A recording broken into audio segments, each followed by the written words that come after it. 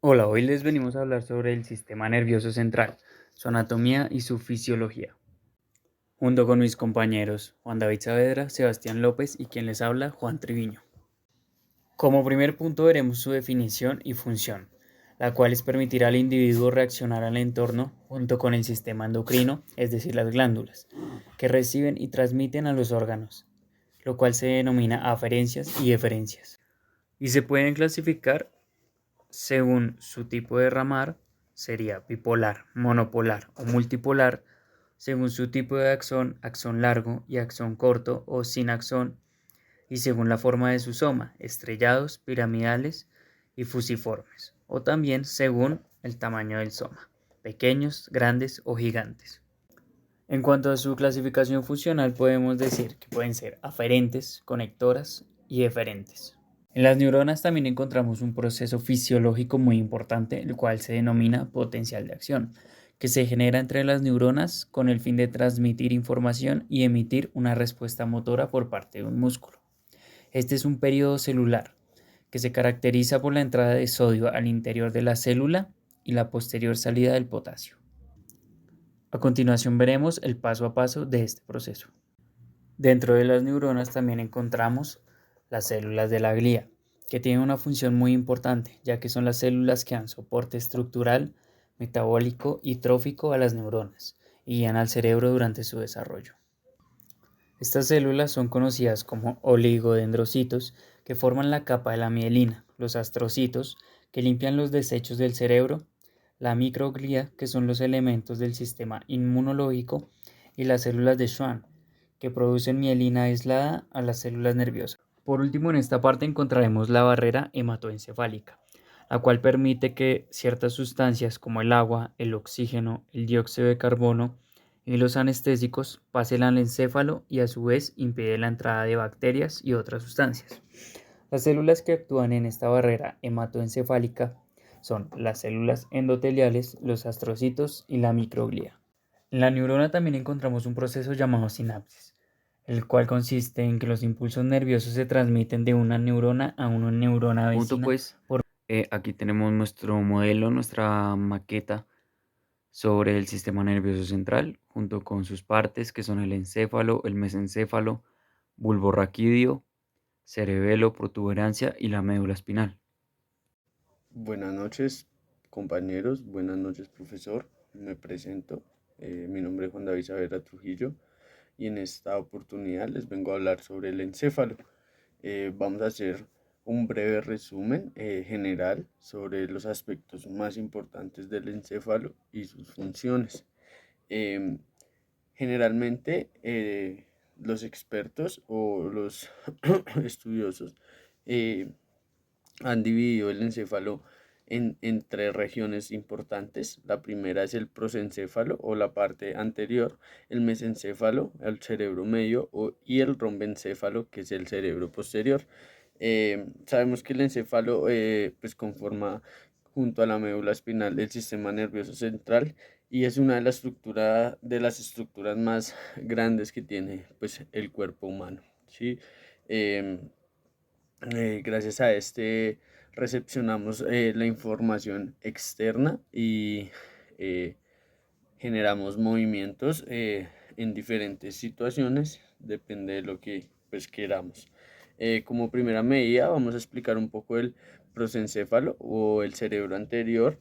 Es la primera región del cuerpo que se forma en la gestación. Em, Esta tiene dos subdivisiones, como lo son el telencéfalo y el diencéfalo.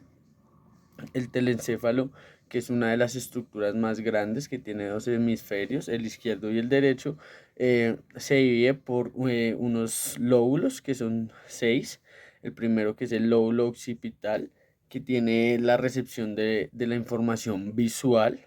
El segundo, que es el lóbulo parietal, que se encarga de la información sensitiva y kinestética. El tercero, que es el lóbulo temporal, que es el que está por acá, eh, que se encarga de la información auditiva. El cuarto, el lóbulo frontal, que es aquel que se encarga de informaciones de juicio, de razonamiento y de actitudes lógicas. El quinto, que es el cuerpo estriado, que ese para verlo necesitamos abrir un poquito el hemisferio.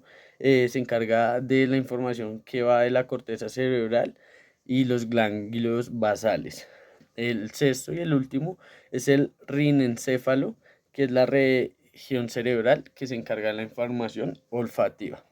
El diencéfalo, que es la segunda subdivisión del prosencéfalo, eh, encontramos que limita con el mesencéfalo. Este también tiene dos subdivisiones muy importantes que son el hipotálamo y el tálamo.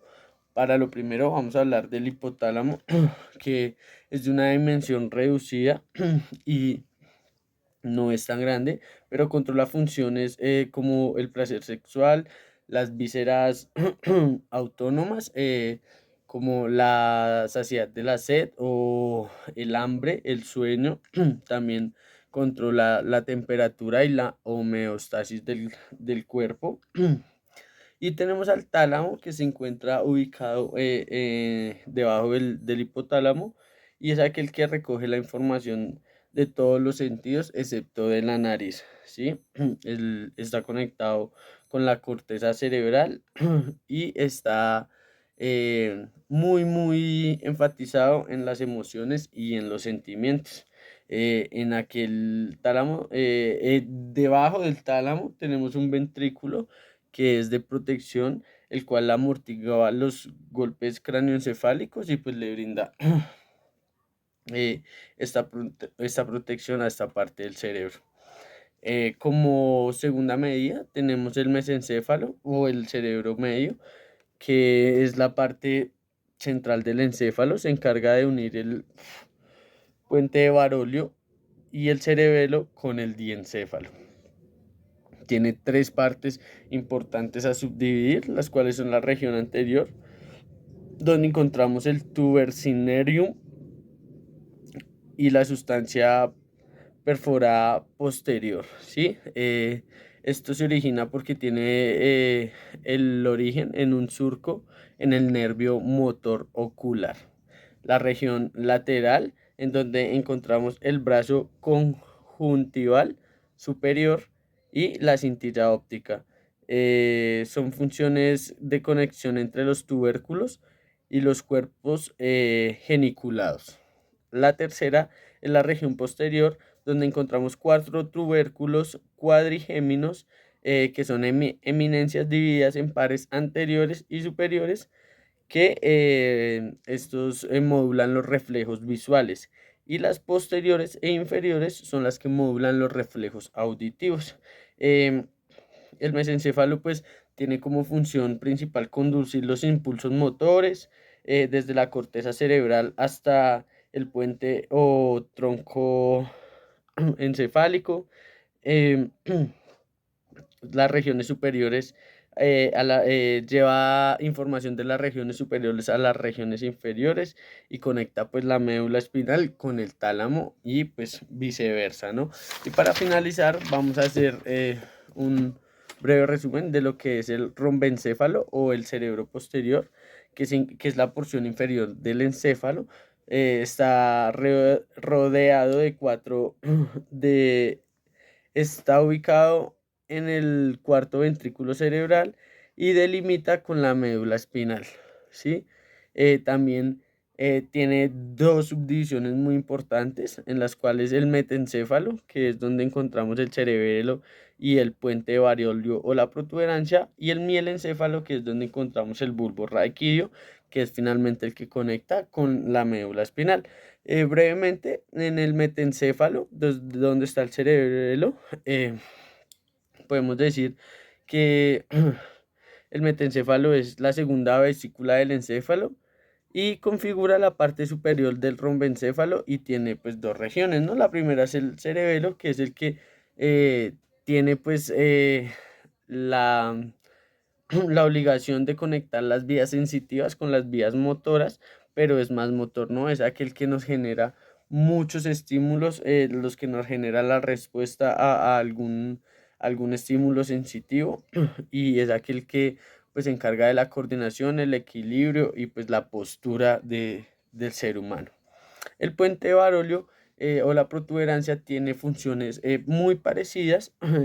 Este se encuentra en la porción del puente del encéfalo que se ubica entre el mesencéfalo y el bulbo raquídeo. Está en toda la mitad y pues es parecida a la función y conecta la médula espinal y el bulbo raquídeo con los hemisferios cerebrales. Y finalmente el mielencéfalo es la parte inferior del rombencéfalo. Esta región pues contiene el bulbo raquídeo, como lo he venido diciendo. Es una estructura con forma de cono que transmite los impulsos de la médula espinal al encéfalo.